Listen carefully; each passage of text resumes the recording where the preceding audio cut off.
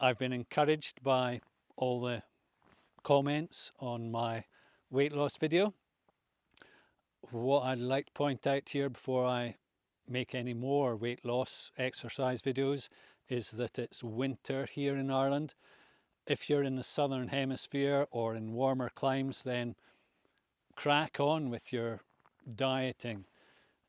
If you're in a colder climate, however, your body is going to be saying put on weight, gain reserves. Though it's not a lost cause, if you're in the northern hemisphere, by far the most effective way of burning fat, in my opinion, is long duration aerobic exercise. And this is Mullaghmore, and we're going to go for a fabulous walk around Mullaghmore today. Loch Geylan, very full at the moment, even for Ireland. This has been a very wet summer, autumn and winter. Sections of the trail are prepared and maintained, and there are numerous waymarkers,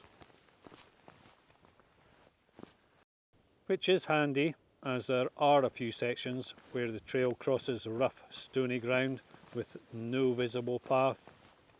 I started wearing barefoot boots around this time last year and won't wear any other footwear now. I find walking on this rough terrain enjoyable, so much more connection to the surface. The direct route to the top is up there, though the loop around the west side and up the back from the north is much more entertaining. Bruno is well behaved, though if you decide to take your dog, there is a sign at the entrance which states that they should be kept on a lead. It's a national park and there are wardens. Be respectful. Another section of laid and maintained path winds its way up past these mature hazel trees. The goats in the burren are all feral. There's lots of them. I'm astonished there are any hazel trees. Anyway, the path continues up through this easily spotted gap in the wall.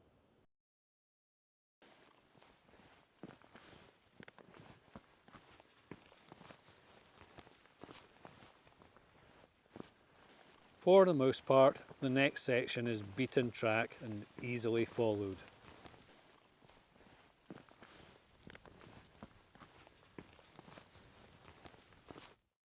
The geology of the burren is limestone, which forms in shallow seas.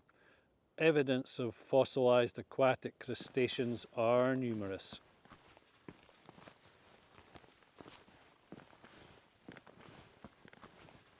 The mountain in the left background is Knockhanes, well worth a visit.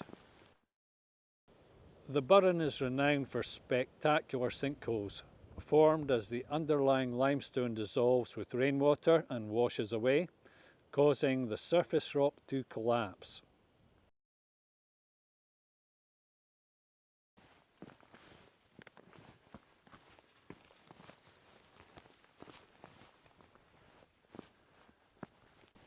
There's a delightful short scramble up to the next section.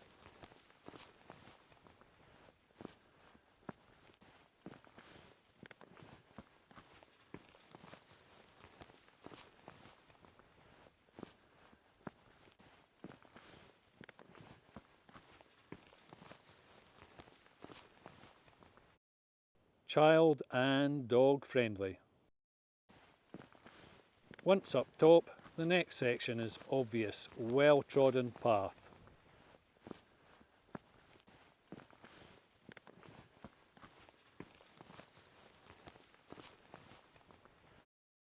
I never tire of the fascinating burren landscape.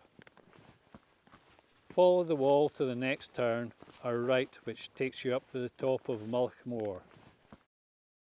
That direction to the summit.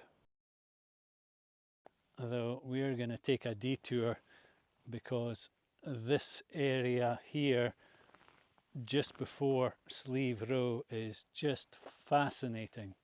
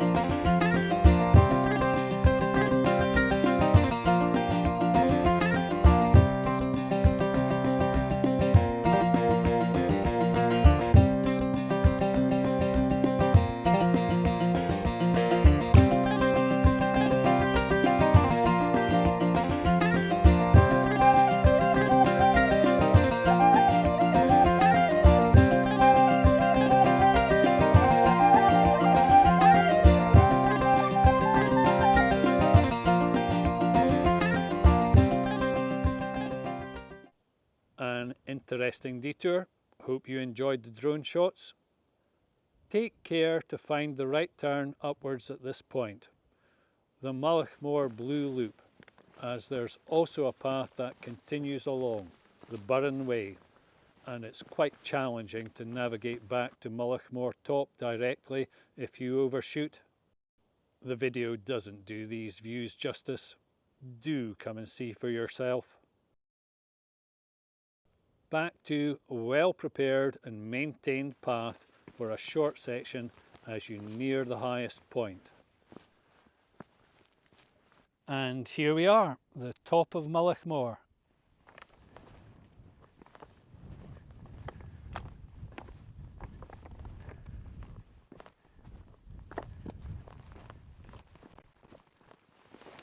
This is what we'd call a bad step in Scotland. A moderately challenging, very short section.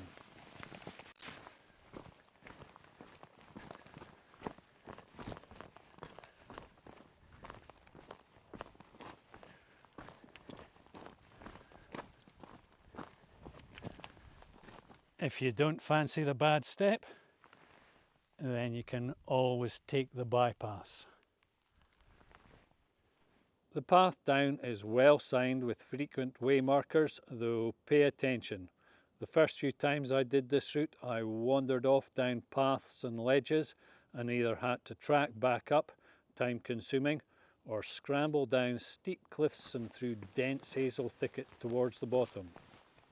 Pay attention to this first left turn in particular. It's easily missed. As you can see, there's a well-trodden path straight past it. From the way markers, over the ridge to the gap in the wall.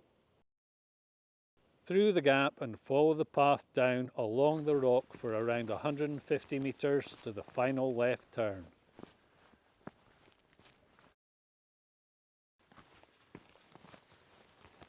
If you miss this second left turn and carry on down the wide ledge, you're likely to be retracing your steps. There's no way to scramble down the steep rocks and very dense hazel further down. I have explored. Best advice, pay attention here and take the left at the way markers up over the rise.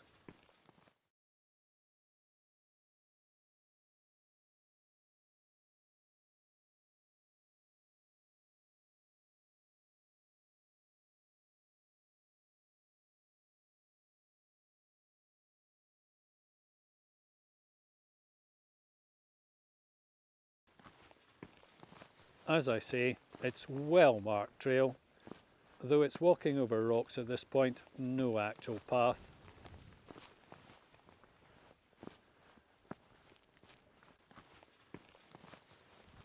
A couple of 100 metres from the left, take a right at the way markers. Navigation should be easy from here. Be calm around cattle and they'll be calm. That's it, cow, just clear the path so I can get by.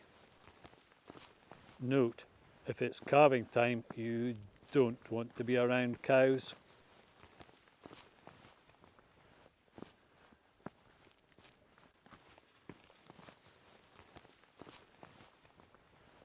Glad that went well. Best to have Bruno on the lead here. The cows are definitely more interested in him than us. Remember I spoke about the steep cliffs and dense hazel thicket if you missed the last left turn? You may find a way down through this second cliff and hazel, though I didn't. Make sure you have plenty of daylight if you're adventurous. This was the turn that we took when we started this walk, going that way around Mullaghmore to the west and directly up to the summit that way, and now we're heading home.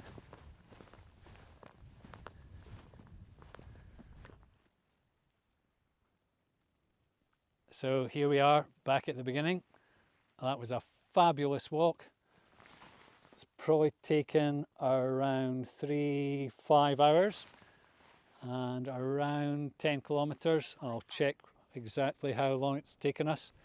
But as you can see, really demanding terrain, and yet no issues with barefoot footwear, quite the reverse. Definitely a future video. Thanks a mil for watching, good luck.